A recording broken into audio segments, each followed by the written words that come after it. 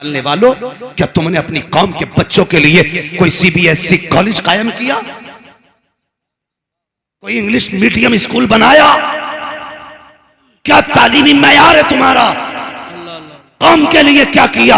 11 लाख झगड़े में उठा के फख्र से कहते हो पैसा चला तो चला, गया तो गया, इज्जत बच गई? नहीं, इज्जत नहीं बची। कसम खुदा की, आज इज्जत गई है, सिर्फ तेरी गई है, कल तेरे घर की चली जाएगी।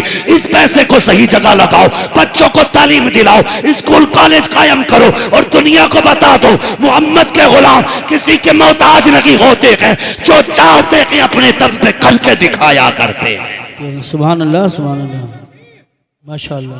अपने कॉलेज बनाओ, अपने स्कूल बनाओ, बेटियों को पढ़ाने के लिए बेटी रखो। हाँ, अगर कोई कह देता ना तुम्हारी बेटी फलां के साथ, नहीं कहता चुप कर, मेरी बेटी पे दाग लगा रहा है, मेरी बेटी की तो तस्वीर नहीं छूटती हाथ से, किसी से कह भी नहीं सकते फलां जगह देखा। वो खुद ही मुजरिम बन जाता कहने वाला। जब भाग जाती है कहता कर यूसुफ साहब कोई तावीज दे दो, रात रात में आ जाए। रात रात में लौटा के ला रहा नाना बरार साहब, कोई तस्बीह बता दो कि बेटी आंख खुले तो सुबह खाट पे बैठी हो। तेरे 22 साल की गलतियों पे एक तावीज पर्दा डालेगा? तेरी 22 साल की गलतियों पे तस्बीह पर्दे डाल लेगी? जो बोया है वो काटना पड़ेगा। इसलिए हम कहते हैं एमबीबीएस बेटियों को बनाओ, लेकिन ऐसे स्कूलों में पढ़ाओ जहां पढ़ने वाली भी बच्ची हो, पढ़ाने वाली भी लड़कियां हो। ऐसी जगह ट्यूशन पढ़ाओ जहां पढ़ने वाली भी लड़की हो, पढ़ाने वाली भी लड़की हो। लेने के लिए तुम्हें जाना पड़ेगा, एक एक मिनट का हिसाब रखना पड़ेगा। ये नहीं कि घर से चली गई तो स्कूल में है, जाके देख कहां गुल खिला रखी है। कितनी बेटियों ने बाप के मुंह काले कर दिए। अल्लाह की कसम बेटियों से कहना चाहूंगा, अगर सर से दुपट्टा सरकने लगे तो याद रखना तेरे गले में तो फंदा था फांसी का, हुजूर ने फंदा निकाल के दुपट्टा पहनाया। वाह वाह वाह, सुभान अल्लाह, सुभान अल्लाह, बहुत खूब, बहुत। हुजूर ने फंदा निकाल के दुपट्टा पहनाया। आज ये दुपट्टा उतरने लगे तो याद रखना तुझे तो जीने का ही हक नहीं था। हुजूर आए तो तुझे जिंदगी मिली है, हुजूर आए तो जिंदगी मिली है। उन नौजवानों तुमसे भी गुजारिश है, कई सारी बातें एक हंगामे महशर हो तो भूलूं उसको, सैकड़ों बातों का रह रह के ख्याल आता है। मेरे हिसाब से वक्त पूरा हो चुका है, लेकिन बात एक और कह जाऊं। लोग कहते हैं बच्चे गाली बड़े बकरे, घर के हालात बेहतर करो, बच्चे खुद ब खुद सुधर जाएंगे।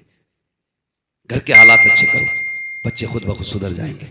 और निकाह के बाद की जिंदगी जो है ना, ये बड़ी प्यारी जिंदगी है, अगर शर्त है इसे सुकून से गुजारा जाए, सुकून से गुजारा जाए। एक नई जिंदगी का आगाज होने वाला है। कल एक बारात जाएगी, कल एक घर आबाद होगा।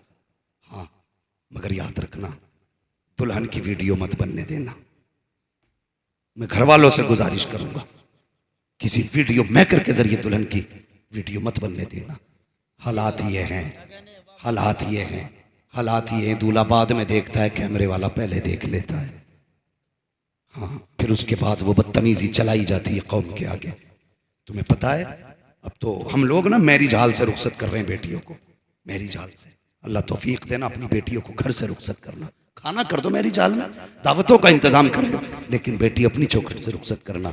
इसलिए कि जब वो उस घर से जाएगी ना, तो उस घर की दीवारों ने उसे सजदे करते देखा होगा, उस घर की छत ने उसे कितनी रातों में रोते देखा होगा, उस घर की जमीन गवाह होगी। ये वो है जो रातों को उठ उठ के मुसल्ले बिछाती थी। उस घर का एक एक गोशा कहेगा मालिक आज वो घर छोड़ रखी है जो रातों रात मुझे आबाद रखा करती थी। जब ये घर से रुखसत होगी तो अकेली नहीं आएगी, दीवारों की दुआएं साथ होंगी, छतों की दुआएं साथ होंगी, जमीन की दुआ साथ होगी, हवा की दुआ साथ होगी। अकेले नहीं आएगी, बल्कि उसके दामन में रब का करम भर के लेके आए।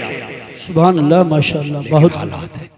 हम बेटियों को घर से रुखसत नहीं करते, मैरिज हाल से कर रहे। अल्लाह तौफीक दे तो घर से बेटियों को रुखसत करें, घर से रुखसत करें। और दूल्हा से भी गुजारिश है, 2 रकात ये सिर्फ आज ही नहीं पढ़ने हैं, अल्लाह तौफीक दे तो बार बार पढ़ते रहे। आप ही के ऊपर आले में एक जगह नमाज पढ़ाता था, नाम नहीं बताऊंगा, समझ जाओगे, मशहूर है बात। मगर इतना पता है ना, 2 भाई आए एक साथ दूल्हा बन के, एक ही घर में 2 लोग थे ना। तो जब आए ना तो भैया अल्लाह खैर करे ना, वो जो नियत बांधी है उसने, तो मैं कभी उठूं कभी बैठूं, पता ही नहीं चल लिया कब सलाम फेरेगा। दे सजदे पे सजदा, सजदे पे सजदा, सजदे पे सजदा है। मैं तो चलो था इमाम मन के भाई करता रहे, हाजी मौका मिला है, शाम भी हो जाएगी, कर तो सजदा ही रहा है ना। मैं क्यों रोकता उसे भाई तू सजदा ना कर। तो जो बरातिये थे वो थक गए, बोले बे कब फेरेगा सलाम? तो एक सजदे में से ही कह रहा ना आपका आखिरी सजदा है। ये 2 रकात आज ही नहीं पढ़नी है। रब से रिश्ते मजबूत करो। क्या मतलब है इस 2 रकात का पता है तुम्हें?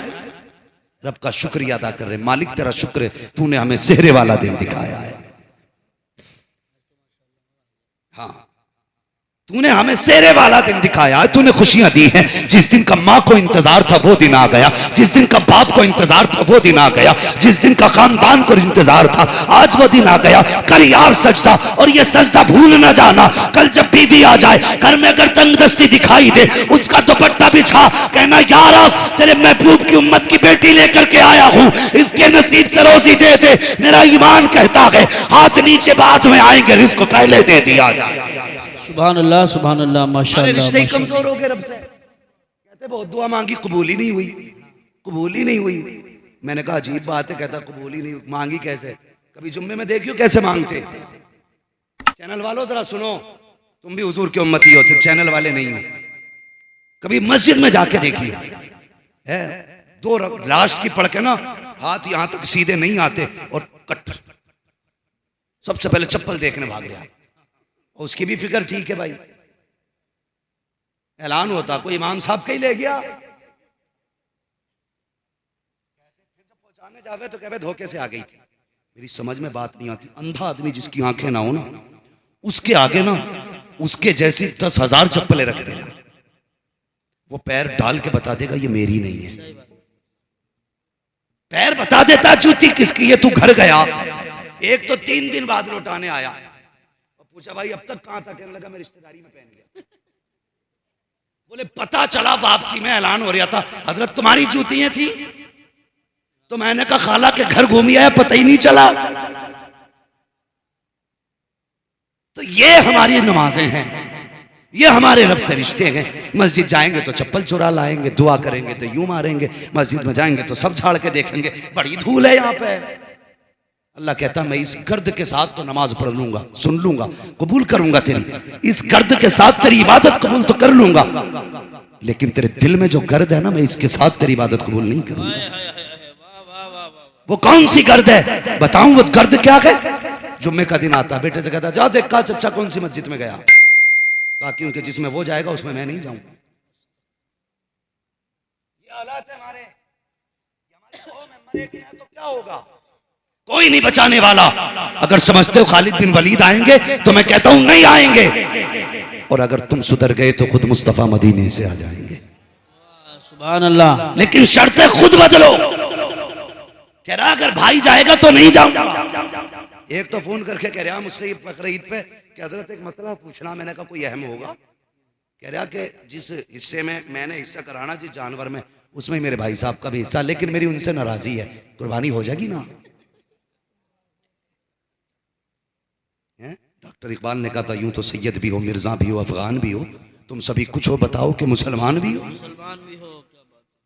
पहले अपने आप को देखो ना, हम कर क्या रहे हैं? कहता उस मस्जिद में नहीं जाऊंगा जिसमें भाई है, अलग जाऊंगा। भाई ने इतना बिगाड़ा तेरा, वो खुदा के वास्ते एक जगह खड़े हो जाओ। मस्जिदों को लेकर के झगड़ों की जड़ ना बनाओ। एक मदरसे को लेकर अभी गोली चली है, 3 लोग मारे गए। एक मस्जिद में पंखे को लेकर गोली चली, उसमें भी एक बंदा मारा। हमें शर्म आनी चाहिए। यहाँ पार्टी बंदी करने आते हैं या अल्लाह की इबादत करने के लिए आते हैं? हाँ हाँ, जिनकी जेब में पावर होती है, जब वो आते तो यूं चप्पल बजाते आते हैं। पता चल जाए ठेकेदार आ रहे हैं, जमींदार आ रहे हैं, गरीब सिमटने लगता है। जाइए साहब अगली सब में जगह के। जब ये अंदर जाके बैठता है, यूं कॉलर करता है। जब तू मस्जिद में जूते बजा के आया, अल्लाह तब भी देख रहा था। जब तूने कॉलर खड़ा किया, अल्लाह तब भी देख रहा था। जब तूने मुर्गे की तरह ठोंगे मारी, खुदा तब भी देख रहा था। जब 2 रकात पढ़ के तू पलटा, खुदा तब भी देख रहा था। जब घड़ी देख करके तूने इमाम को घूरा, खुदा तब भी देख रहा था। जब तूने जल्दी को कहा, खुदा तब भी देख रहा था।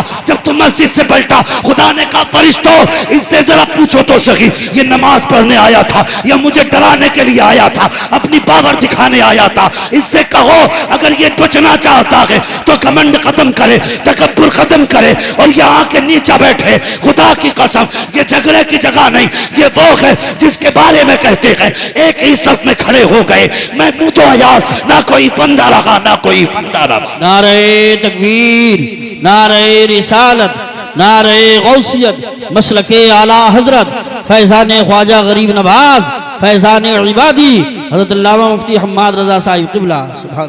अब झगड़े खत्म करो, ये फाइनल है, मशवरा नहीं है, ये बचने की तजवीज़ है। जैसे कैंसर के लिए हर सिगरेट पीने वाले की डिब्बी पे लिखा होता है ये सेहत के लिए हानिकारक है, मसाले के पैकेट पे लिखा होता है हानिकारक है। अब ये मौलवी का मशवरा नहीं है, ये आगाही है और तुम्हें खबरदार किया जा रहा है। अगर इन झगड़ों से ना निकले ना तो आने वाले 10 सालों में भारत में तुम्हारा नाम तक नहीं रहेगा।